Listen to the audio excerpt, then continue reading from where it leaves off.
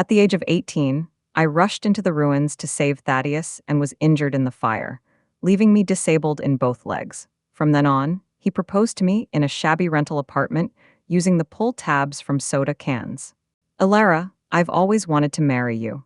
After we got married, he drew a sketch of his disabled wife, which became the most popular painting online, making him an overnight sensation, with the price of his work skyrocketing. But 10 years later, I discovered a portrait of his first love in his study. He looked at me in despair, but his expression remained calm. If it weren't for me, your life wouldn't be this good. Besides, you didn't cherish me. You were fooled by a soda can tabs, such an easy thing. What right do you have to compare yourself to Serafina? In the end, I fulfilled his wish and let him be with Serafina. Thaddeus suddenly broke down, pulling my wheelchair and crying, Ellie, don't leave me. We promised to stay together forever. Last night, my husband got drunk and fell asleep in the study. Today, when I went to clean up, I found a stack of sketches. A thick stack of photos, some new and some old, with tear stains on the top one. I recognized the woman in the photos. She was the little Princess Serafina he had once loved but could never have. I fought back tears, telling myself not to overthink it and to trust Thaddeus, but the small words written below shattered the last shred of hope I had left. My wife, Serafina. There had been signs all along. In recent years, Thaddeus came home later and later, and people noticed the unfamiliar scent of perfume on him. While his fans thought he was doting on his wife, those close to him knew the truth was far more complicated. Thaddeus no longer felt anything for me. His heart belonged to the ideal girl he could never have. Reading those words, I couldn't help but silently shed tears. What should I do now? What am I? It wasn't until late at night that Thaddeus finally returned home. As soon as he entered the house, he aimed the camera at me, sitting in the wheelchair with a troubled expression. Family members, what is it like to pamper a wife with a disability? He took out a bouquet of roses from behind him and said softly, Honey, today is the 666th day since we met. These roses are for you. I had just cried earlier in the afternoon, and now I looked especially disheveled, not even wearing underwear. I desperately avoided the camera in his hands, feeling very uncomfortable. Thaddeus, please stop filming. I beg you. He furrowed his brows, a hint of displeasure flashing in his eyes, then turned the camera away. Sorry, everyone. My wife is in a bad mood today, but she has some special circumstances. Please understand. After saying that, he picked up a few sketches from the table, faced the camera, and said, These are my new works. The inspiration comes from my love for my wife. Starting bid. 99,999. First come, first served. He saw me crying but didn't seem to notice, turning away. There were so many questions in my mind, but I couldn't bring myself to speak. The key to success is to pamper your wife. Those who love their wives always have smooth sailing. Although my wife has some physical difficulties, I've never looked down on her. Every word he spoke felt like a needle piercing my heart. Looking at his back, I felt like the person in front of me was a complete stranger.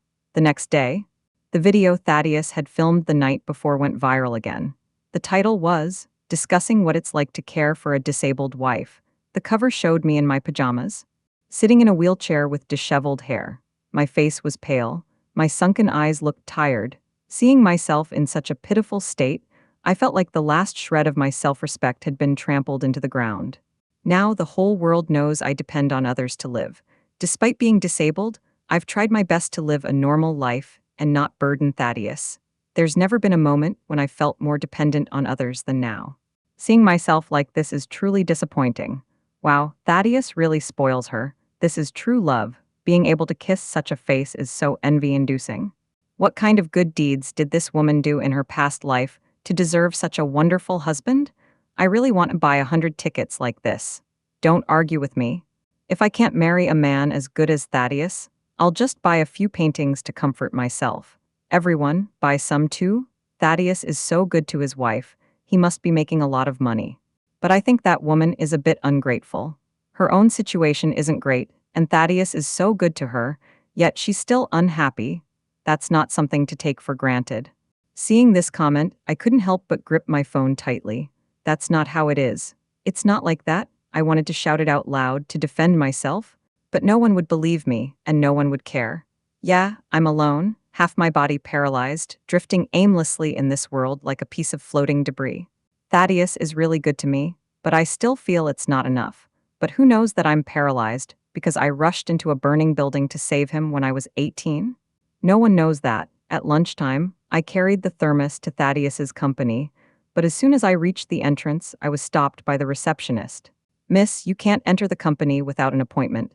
I noticed the look of contempt in her eyes, and it hurt me. How ridiculous, everyone online knows Thaddeus.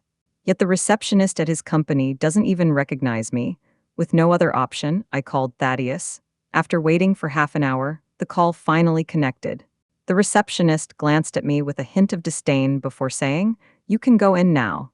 Before I could walk away, they started whispering to each other. What were they saying? Thaddeus's wife looks like that. It's really puzzling. Does Thaddeus have such poor taste? And they think the woman upstairs is completely different. I just don't understand why Thaddeus chose her. You don't know. Thaddeus doesn't even want to answer her calls. I sat at the elevator entrance, the whispers clearly reaching my ears.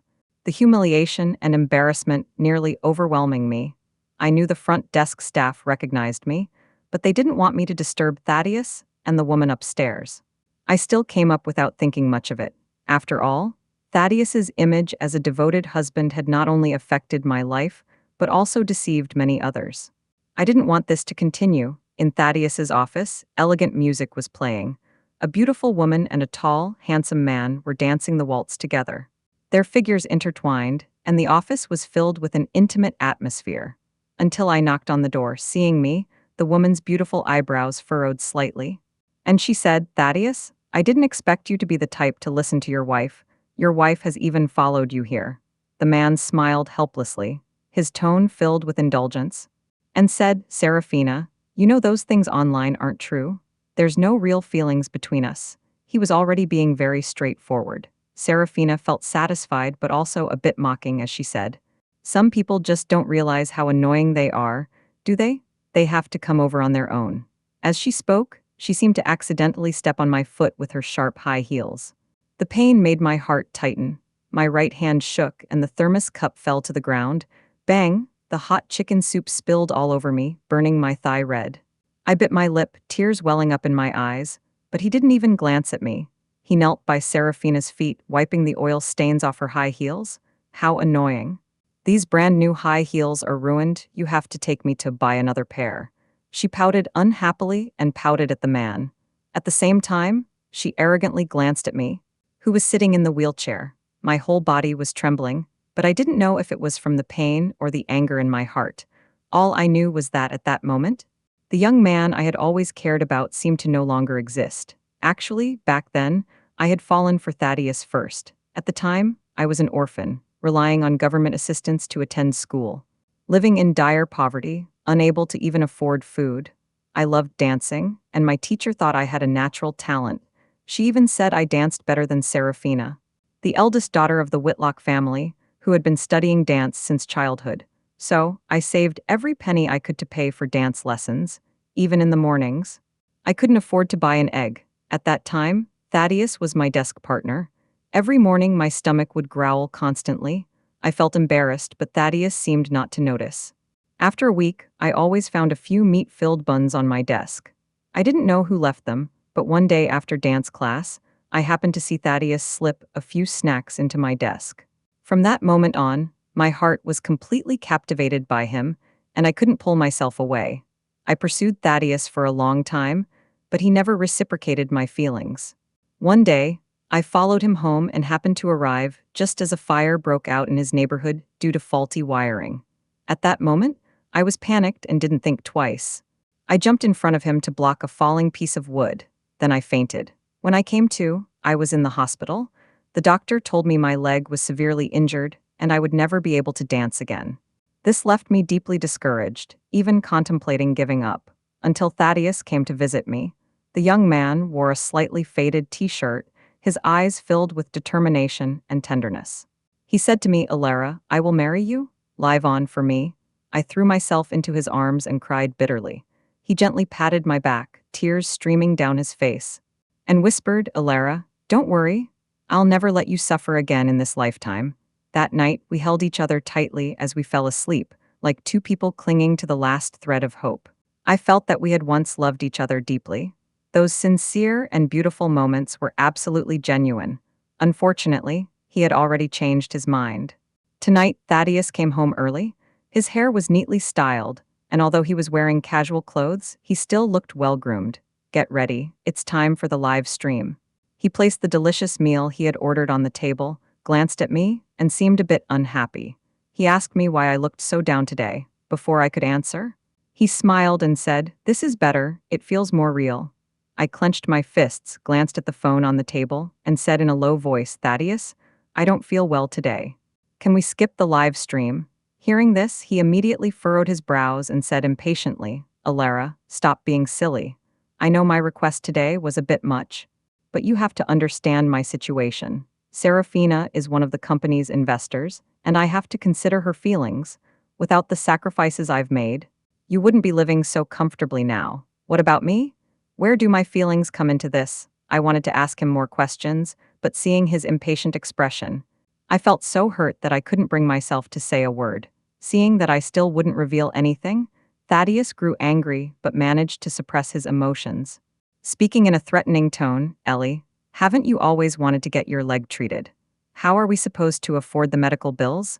Be a good girl and help me finish the live stream. And I'll take you to the doctor." Looking at his cold gaze, my heart felt like it had been pierced, leaving me shivering with cold. This is the person closest to me? Yet he always knows how to hurt me with the sharpest words. He knows how badly I want to stand up, so he uses that as an excuse to keep me trapped. I feel so helpless. The next day, Thaddeus left early again. When I woke up, there was only a card left on the bedside table. I knew it contained the cost of the examination. This was a reward for my good behavior last night. It was raining heavily outside today, and the ground was very slippery. I pushed the wheelchair but couldn't get up several times. Everyone around me was in a hurry. My umbrella had just been blown away by the wind, and now I was sitting alone in the wheelchair, looking rather disheveled. It was pouring outside, and I had experienced another failure. My eyes were red. Why was this happening? I had really tried so hard. I just wanted my legs to get better and not have to rely on others anymore. Why was it so difficult? My vision was blurry, and I couldn't tell if it was tears or rain. I snapped back to reality and realized I had been pushed into the hospital. The wheelchair seemed to have been pushed by some force. I turned my head and saw a man behind me. He was looking down, with a delicate face, a straight nose, and black eyes fixed on me. He looked like a predator. Before I could speak, he draped his coat over me and said calmly, "Alara, you're amazing. You managed to get yourself into this state." Looking at the familiar face before me, I felt a bit dazed. It was Lysander. In high school, we were arch rivals, always competing fiercely in exams. Later, I dropped out due to an injury, and he went abroad, and we lost contact. As I slowly calmed down, I realized I was standing at the entrance of the examination room. I turned to look at the man behind me, feeling puzzled. How did he know I had an appointment with this doctor? But before I could ask, his assistant had already pushed me into the ward. The doctor said that the nerves in your leg haven't completely died. After surgery, if you recover properly, there's a chance you might be able to walk again. As soon as he finished speaking, my eyes lit up, and the gloom that had been hanging over me vanished instantly. But I still asked cautiously, "Is that really true? You're not joking, are you? Do I really have a chance to walk again?" The doctor smiled and replied, "Yes, I'm not lying to you. You do have a chance to stand up again. But the delay over the years has made the surgery slightly more complicated. But I'm already satisfied. As long as I can stand up again, everything else is possible." As I was leaving, the doctor walked me to the door and looked at Lysander standing there. He smiled and said, "You're truly lucky, Lysander. I can go back on my own. You go ahead and take care of your work. Don't worry about me." He furrowed his brows and spoke in a stern tone. "With such heavy rain, how will you get back alone? Alara, your legs are injured. Have you also developed mental issues over the years?" Hearing this, I lowered my head and said nothing more. A wave of burning pain welled up inside me. I knew he always said one thing and did another. After the car door opened, Lysander suddenly picked me up, and I couldn't help but cry out in surprise. His body was warm and carried a fresh scent, and I froze, unable to resist the urge to struggle. "Alara, can you speak more politely? Otherwise, are you trying to take a risk?" He said this with a hint of anger in his voice. I froze immediately. Seeing that I was no longer resisting, Lysander seemed to relax, though his movements were still stiff as he placed me in the car. Though he did so gently, this is so annoying. Hearing this, I lifted my head, but I noticed that the man's ears were as red as apples. Lysander drove steadily, probably because the weather had turned cooler, and the air conditioning was on in the car. Watching the scenery flash by outside the window, my tense mood relaxed, and I fell asleep. When I woke up, it was already getting dark outside. Looking at the familiar buildings outside the window, I felt a bit dazed. Are you awake? It was Lysander's voice. He looked at me, his lips curving into a smile, and said, "Do you know how intriguing what you just said was?" I couldn't help but drool. As he spoke, he pointed to his own lips. Seeing his gesture, I blushed instantly and quickly wiped my face, only to find nothing there. Seeing his familiar yet mischievous smile, I realized I had been teased. Perhaps the atmosphere was too relaxed, and I had blurted out those words without thinking. "Lysander, are you feeling a bit off today?" As soon as the words left my mouth, we both froze. He used to tease me like that too.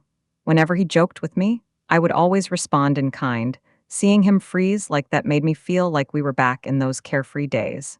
But we both knew that those days were gone forever. After a long silence, I finally spoke. "Thank you for today. Let's not meet again." After saying that, I turned to leave. Just as I was about to open the car door, Lysander suddenly grabbed my wrist. His features were handsome, and his eyes were still as pure as ever. "Alara, I can help you?" His eyes betrayed understanding and anticipation, and his tone was very serious. "I can help you find the best doctor to heal your leg." "Leave him." After saying that, he looked at me nervously. I froze in place. In that moment, I finally understood what the doctor meant by luck. No wonder I couldn't get an appointment with that doctor for years. Yet he suddenly called me out of the blue recently. What a coincidence that I ran into him today. Seeing Lysander's red ears, I suddenly felt unable to bear it and quickly shook off his hand. "Thank you, but I don't need it." After saying that, I turned and left. I understood his meaning, but what he wanted I couldn't give him. He was so kind, and I didn't want to drag him down. When I got home, I was surprised to find Thaddeus there too. He was standing by the window, and when he saw me come in, his expression looked unhappy. "Alara, how did you become so bold? I sent you to the hospital to get checked out, not to hook up with some stranger." The disgust in his eyes made me feel terrible. So I shook my head quickly and explained, "No, Lysander was just giving me a ride home." Then Thaddeus suddenly stepped forward, grabbed my chin tightly, and sneered, "You already know his last name so quickly. Are you planning to be with him in half an hour?" His words hurt me deeply, and I couldn't believe he would say such things to me. What's there to be surprised about? After all, in his eyes, you don't seem to matter much. Back then, a man who slept with me over a soda can ring? What kind of woman are you? What principles do you have left? Thaddeus squeezed my hand tightly, and though it hurt, it couldn't compare to the pain in my heart. At that moment, it felt like the entire world had come to a standstill. With only Thaddeus's twisted face before my eyes, I could almost hear the sound of my heart shattering piece by piece. So he had always thought this way. He had always believed I didn't love him and had no value. What had all these years been? Tears streamed down my face, and my heart ached, but I still smiled and replied, "Yes, Thaddeus, so what if I was with him? It's just betrayal. Who hasn't done that?" I saw his expression darken. Then Thaddeus pulled me up, saw my pained expression, and threw me onto the bed. He acted like a beast, violently tearing at my skirt, completely ignoring my desperate struggles. "Thaddeus, get away from me. Let me go, don't touch me. I think you're dirty." He held down my legs, raised his hand, and slapped me across the face, then leaned his entire body toward me. "I'm dirty, Alara. How dare you call me dirty? You're the one who's been a mess all along. I thought you'd become more restrained now that you're inconvenienced. But you're still so good at attracting men." His words shocked me so much that I forgot to struggle and just stared at him blankly. Thaddeus was holding a cigarette in his mouth, and the strong smell of alcohol on his body made me feel like vomiting. However, he didn't continue speaking but instead resumed his actions. Finally, he suddenly collided with my body. The pain made me tremble, and I couldn't help but scream. Cold sweat poured down my forehead, and I felt like I was bleeding underneath. But Thaddeus was just venting his anger, his eyes bloodshot, and he kept threatening me. "Alara, how dare you leave me?" These words felt like knives piercing my already broken heart. I felt like an old piece of cloth, torn to shreds. My tears had dried up, and I stared helplessly at the ceiling. Finally, Thaddeus vented his emotions and fell asleep on his side. And I was left lying there like trash, the pain beneath me feeling like it was tearing me apart, the bloodstains on the sheets already dried. Late at night, I dragged my exhausted body into the bathroom to take a shower.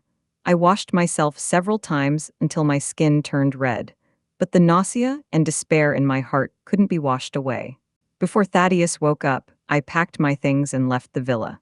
Pushing the wheelchair, I looked at the neon lights and suddenly felt I had nowhere to go.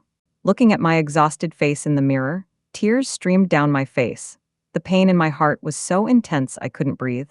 I clutched my chest and sobbed uncontrollably.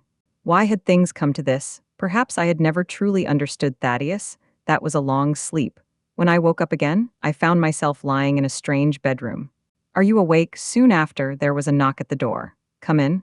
Lysander placed the water glass on the bedside table, licked his lips, and began to speak. "I rented you an apartment. If you don't want to have the surgery right away, that's fine. We can talk about it later. I know your English is good, so I found you a translation job. You can start working on that first. Let me know if you need anything." He spoke quickly, and when he saw I wanted to speak, he hurriedly added, "Don't rush to refuse me. The money isn't a problem for me, and you can pay me back slowly through the translation work." His voice was gentle, but it also made me feel he was resolute. Looking closely, his eyes seemed to hold a hint of caution. My eyes suddenly grew hot. After a long time, I finally spoke, realizing what Lysander had said. "All right, I agree." After agreeing with Lysander, I moved into the house he rented. Although he said it wasn't necessary, I insisted on writing an IOU. I will definitely pay him back someday. Sometimes he would bring me some snacks or drinks, nothing expensive. I spent my days either studying or working, and my life gradually became fulfilling. For the first time in a long while, I felt a sense of relief. However, one day, I suddenly received a call from Thaddeus. "Ilara, you've been away for a while. Have you thought things through? I'm going live tonight, come back quickly." As for what happened that day, I don't want to bring it up again, but I interrupted him. "Thaddeus, didn't you see the divorce agreement I left at the door? I've already signed it. I don't want to have anything to do with you anymore, and I won't be coming back." "Divorce?" Thaddeus's voice suddenly rose, then he laughed coldly. "Ilara, can you really manage on your own?" After saying that, his tone softened slightly. "Ellie, listen to me, don't cause trouble anymore. I admit I was a bit excessive last time. I won't do it again, just come home, okay?" Hearing his voice, I felt exhausted. He was always like this. He always says he went too far this time and will improve next time, but he never changes. "Thaddeus, don't hold out hope anymore. I don't want to go back." Shortly after I hung up, Thaddeus sent me a recording. It was the content of our last conversation. It had just been edited. The parts where Thaddeus threatened me were removed, leaving only the segments where he comforted me, and I was very firm and cold. This made Thaddeus look both pathetic and pitiful. The internet exploded instantly. Wow, this really makes me so angry. What gives her the right? Thaddeus has been so accommodating to her, and she still acts so high and mighty. It's so hypocritical of her to try to maintain her image in this situation. She's spending Thaddeus's money and still trying to act like she's run away from home. It's so disgusting. I wonder how she's managing on her own. Isn't she just using Thaddeus's name? Thaddeus is truly outstanding. Why isn't such a great man by my side? It's so disappointing. Thaddeus's post is interesting. He said, "Ellie, I made a small mistake last time, and I know you're upset, but you haven't come home for half a month and I'm worried. Can everyone help me convince her to come back, Ellie? Be a good girl and come home." Looking at this post, which seems like a humble request but actually carries a threat, I felt uneasy. Thaddeus is using this method to make me submit. Am I the only one who thinks there might be other reasons why the female lead ran away? This guy has always felt off to me. If he truly loved her, how could he call her a cripple? The person above, do you think you're a bit jealous of such a good man? Exactly. Is anyone going to City C? I can't bear to see Thaddeus so upset soon. The voices outside grew louder and louder. Online, there were accusations everywhere. Even my address was exposed, and my front door was splashed with red paint, with some offensive words written on it. "Hurry back." Looking at the messed up door, I felt a surge of anger and despair. Just then, a figure emerged from the corner. It was Serafina. She was wearing 6-inch heels, her makeup still flawless, but her eyes betrayed a hint of fatigue. Serafina looked at my door, seeming satisfied. It seemed those fans were quite useful after all. I stared at her intently and said, "You were the one who leaked my address." Serafina smiled slightly, as if praising my cleverness. Then her expression suddenly changed. "You deserve it, you pitiful creature. You should have died in that fire. Why are you still alive? Always clinging to Theo?" Serafina thought of the name Thaddeus had shouted out while drunk that night, her heart filled with resentment. "You're just an orphan. How dare you dance better than me? I've never liked you. I've always had a problem with you. It's surprising that you believed Theo and my plan and rushed into the fire without hesitation. But why did you only break your leg? And you were even rescued in the end." Hearing her words, I felt dizzy, my mouth open but unable to speak. The events of that year. Was that fire really your doing? Looking at the elegant woman before me, I felt as though she had emerged from hell. All because of jealousy, she wanted to start a fire and take my life. I broke my leg and can never dance again, but she still wasn't satisfied. Why was I so stupid? I trusted these unreliable people and ruined my own future. This is so frustrating. I'm really angry. You're the kind of person who should be looked down upon, and besides, you're just a tool for Theo to make money. You don't really think he loves you, do you? This is so disappointing. Go away. As long as you leave, Theo will only love me. But right now, my heart is filled with anger and pain. I couldn't hear a word she said, nor did I notice that Serafina had become completely crazy, grabbing a dagger and charging towards me. At that moment, Lysander suddenly rushed over, violently pushing the woman to the ground and holding me in his arms. Seeing my pained and desperate expression, Lysander's eyes turned red. "Don't be afraid, Ellie, I'm here." Smelling the familiar scent, I burst into tears, sobbing uncontrollably. After I had vented my emotions, Lysander handed me the documents he was holding and said, "Take a look at this." I was too weak from crying to do anything, but after glancing at the documents, I suddenly looked up at the man sitting on the sofa. The document contained the evidence I had collected, including the details of how Serafina and Thaddeus framed you back then, as well as the proof of Thaddeus's infidelity after marriage and the emotional abuse he inflicted on you. He looked at me with the same gentle expression and said, "Ellie, hand this over to the police, and they'll be finished for good." Seeing the pain and forgiveness in his eyes, I struggled to suppress the pain in my heart, shook my head, and said, "No, I want to take revenge on them myself." Holding the document tightly in my hands, my fingertips were almost deformed. Seeing Thaddeus live streaming on his phone, the hatred in my heart surged again. I wanted them to pay for their actions. A day later, I called Thaddeus. I told him that the divorce was a moment of impulse, but I still depend on him and truly want him to forgive me. Thaddeus laughed smugly, his voice making me feel uncomfortable. He said, "Ellie, if only you had understood sooner." I suppressed my discomfort and put on a pitiable expression. "Thaddeus, I'll be good from now on and won't run away again. On the day we get back together, you can go live streaming. That way, you'll attract a lot of viewers and make a lot of money." Thaddeus was surprised but more skeptical. "Ellie, when did you become so obsessed with making money?" I lowered my head, being careful not to show any emotion. After all, I still needed him to take me to therapy for my leg. "Thaddeus, I can only trust you." Sure enough, Thaddeus was convinced by my words. That day, we went live streaming together to show everyone how sweet our love was. The day of the live stream finally arrived. Seeing the 100,000 viewers on my phone, I was really surprised. I always knew Thaddeus's account was pretty good, but I didn't expect it to be this successful. Most of this success was thanks to my efforts. I forced myself to suppress my frustration and put on a gentle, pleasing smile. "Thaddeus, it was my fault before. From now on, I'll be a good girl and listen to you." I leaned my head against Thaddeus's shoulder.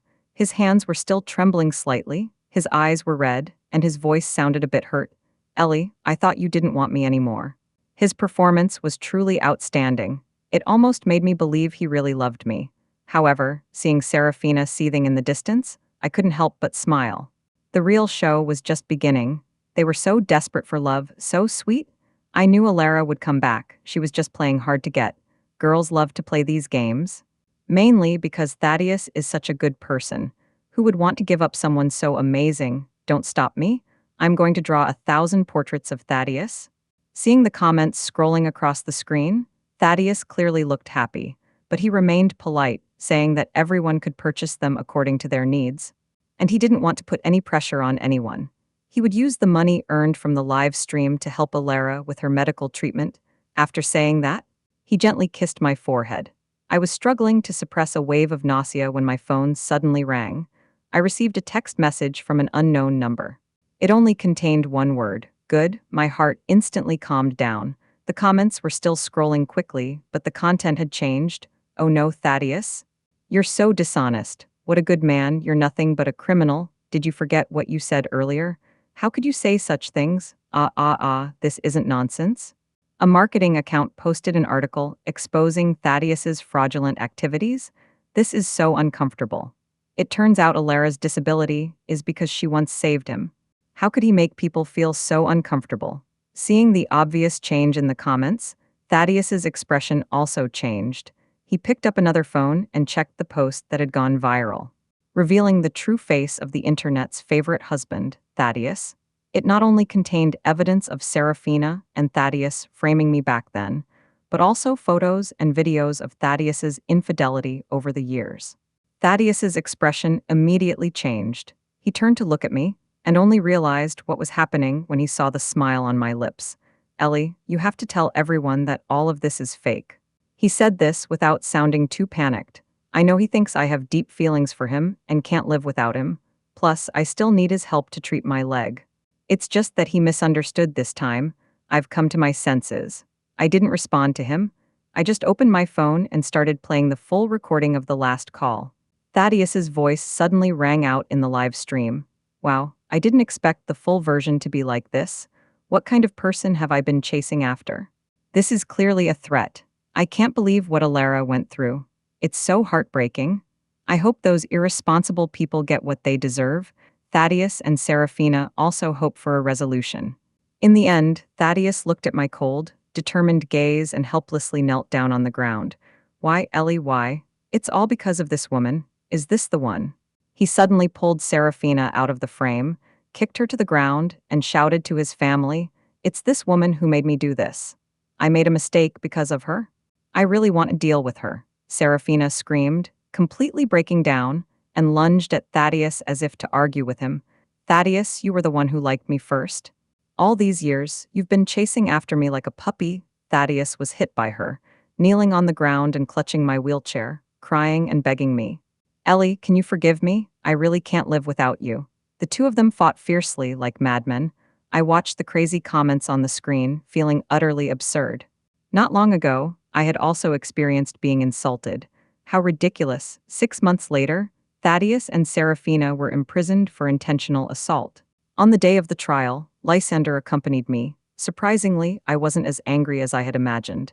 I calmly explained everything that had happened. In the end, Thaddeus was sentenced to 12 years in prison, and Serafina received 10 years. As I walked down the street, I looked up at the sunlight and suddenly felt incredibly lighthearted. Following Lysander's advice, I underwent surgery, and after months of rehabilitation, I can now stand up and walk for short periods. Without realizing it, we had walked to the front of our old high school. Lysander took me into a dumpling shop. 2 steamer baskets of dumplings, please." The owner was wiping the table when he saw him and looked surprised. "Hey, young man, it's you? It's been ages?" Lysander just smiled.